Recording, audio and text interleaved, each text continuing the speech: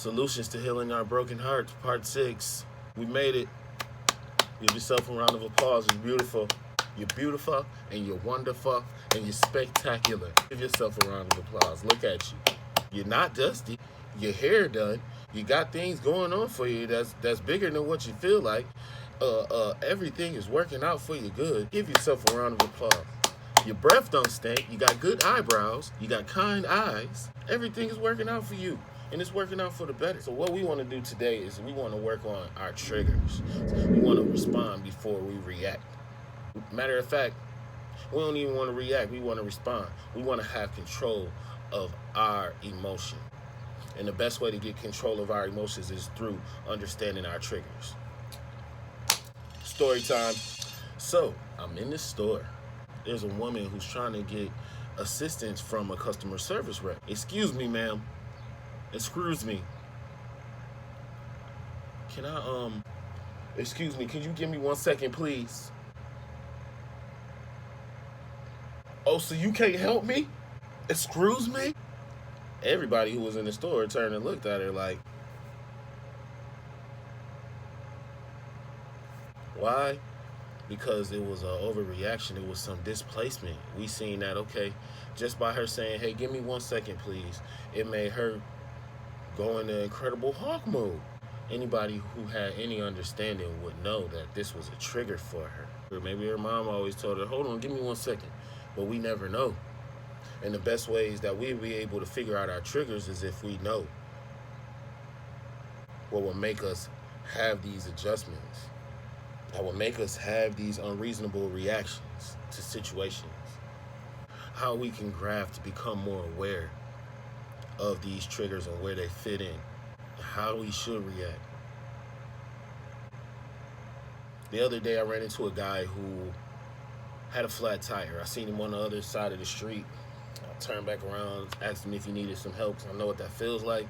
And this man was upset, irate, very irate, to a point to where I was like, okay, maybe it's just not a tire. Maybe like something else took place and I might need to keep on going. He had a spare. He had everything. He had all the major necessities that he needed in order to fix this situation, and he still would not calm down.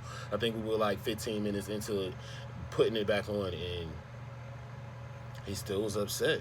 So I'm like, on a scale from 0 to 10, 0 being a stub toe, 10 being terminal cancer, where does this fit in your life right now? He was like, it's a 9. This is a 9? It's like, this is a 9. I was like, so somebody drives by right now and hits us with a snowball, hit both of us. What would that be for you? He was like, from 0 to 10? From 0 to 10. It's like, it'd be a 9. What would it be for me? He was like, it'd probably be like a 2. What? I was like, so what would it be for me if I had a flat tire, if I caught one right now while I'm helping you? Like, it'd probably be like a 2 or 3. What? But realizing that in this situation, there was some displacement. Overheard a woman speaking about her having a grandchild. She was like, this was the most precious baby I have ever seen.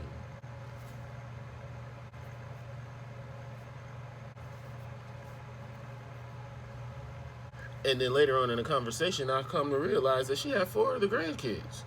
And the thought comes to mind, what would the other grandchildren think about this? They might not understand at the age that they're at, but as they come to grow up, like, you the most precious thing that grandma ever seen.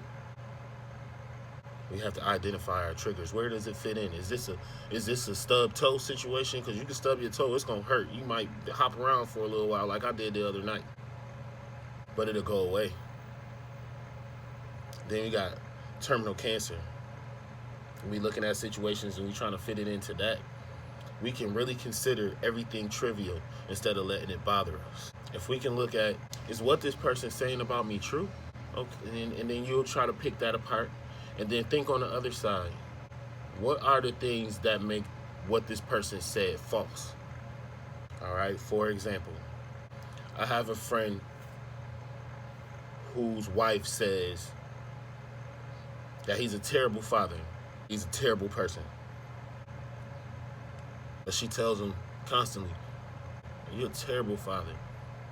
You are a terrible father. You are a terrible example for your children. He asked me, what should he do? And I'm like, people project what they see in themselves. That's not really you. Is that really your stuff? You don't take on nobody else's baggage. And that's the one thing that we do. We take on other people's baggage. I know what happens if I pick up somebody else's luggage at the airport. Why would I take on your luggage? Why would I take on your extra baggage? And we have to learn to accept what it is that's for us and the things that aren't. And that comes with part of taking care of our triggers. We try and we try to make situations fit for us. But if they don't, we have to have enough strength to know that, okay, maybe it's time to pull away. I would start to look at the worst in people.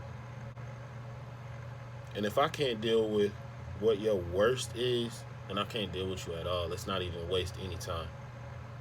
And that's what it should be. We usually try to get in situations and we try to fit ourselves in. And we can't make ourselves fit in a situation that's too small for us. But Tamara, we got to work on your triggers. We got to be better people. We got to do what we need to do to be better for us and our children and our families. We got to be better. We got to work harder at it. Because life is a ride. We're supposed to enjoy that thing. Can't keep letting people steal our joy. Solutions to healing your broken heart.